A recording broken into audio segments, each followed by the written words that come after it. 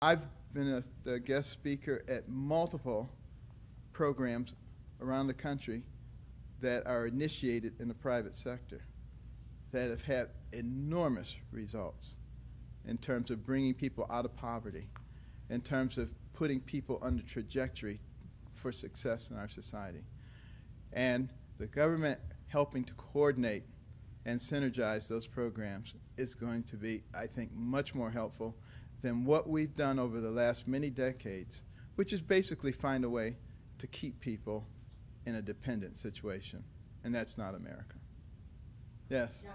Carson, one of the criticisms of President Obama's administration is he came into this job with no executive experience, either in the business world or as a governor.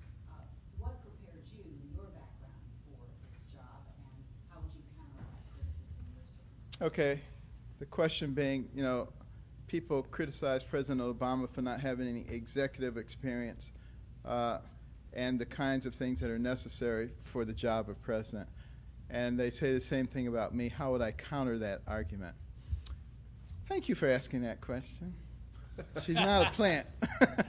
I, in addition to a very arduous and successful career in medicine, where I had to take a division of pediatric neurosurgery that wasn't even on the map when I became the director, and through very hard work and innovation, by the time we reached 2008, it was ranked by U.S. News and World Report as the #1 pediatric neurosurgery division in the United States. That was hard work, but it can be done. But in addition to that, I spent 18 years on the board of directors of Kellogg and 16 years on the board of directors of Costco.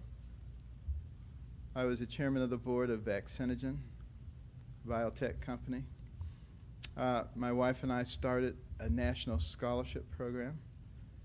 9 of 10 nonprofits fell. Ours not only didn't fail, but is active in all 50 states, has won major national awards that are only given to one organization per year.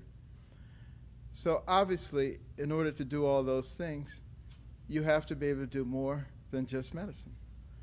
And I find it amusing that, these people say, oh, he's an idiot savant. He only knows how to do neurosurgery. Anybody who thinks you can become a neurosurgeon by being an idiot savant is an idiot savant themselves. Okay. Any other questions? They would bring up the Superfund site near here, maybe the issues surrounding whether there could be more hearings on the nuclear waste disposal. They would bring that up on the very. Okay. No, that has not come. That comes up when I go to Nevada. I don't hear very much about it in this state. Why did you come here? Why did I come here? Because so much of what you've said in the past is to de-emphasize issues of race and so forth, and that has been a big matter. Why did you come here? Okay, the question is, why did I come here? So much of what I've said in the past de-emphasizes race. Because we need to de-emphasize race, and we need to emphasize respect. We need to emphasize respect for everybody in our society. And we need to emphasize fairness and justice for all. And I can't think of a better place than Ferguson to do that. What new things did you learn about Ferguson that you hadn't known before?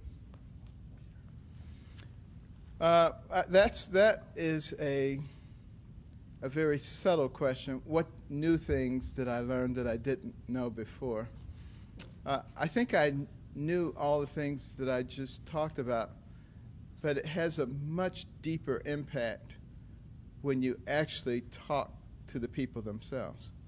It's very much like a few weeks ago when I was in Arizona with my wife at the border.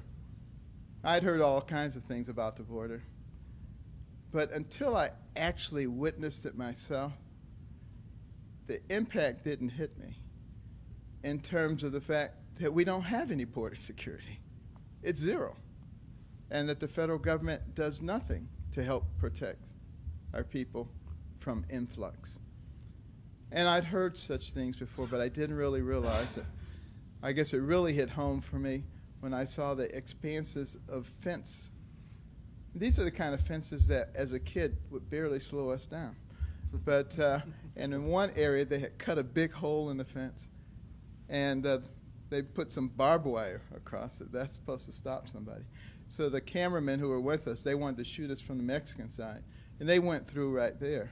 And they were not athletic people, and they had all their equipment, and they were able to film us from the other side. I mean, it made a big impression on me. And by the same token, listening to the people here today, listening to the people who were there, who witnessed the riot, the people who tried to stop rioters from destroying people's livelihood, and listening to the people who were demonized because of the way they looked. It makes an impression. It helps you to understand more about the fabric of our nation and why we're going to have to heal it. Because our strength is in our unity, and we cannot allow ourselves to be destroyed by the purveyors of hatred. Carson, just to clarify something, so you just said that we need to de-emphasize race, and earlier you said that race is a significant part of the problem. So how do you reconcile those two ideas? I think that a lot of people perceive everything through racial eyes. But my point is that we don't have to do that. What we have to do instead is to begin to see people as people.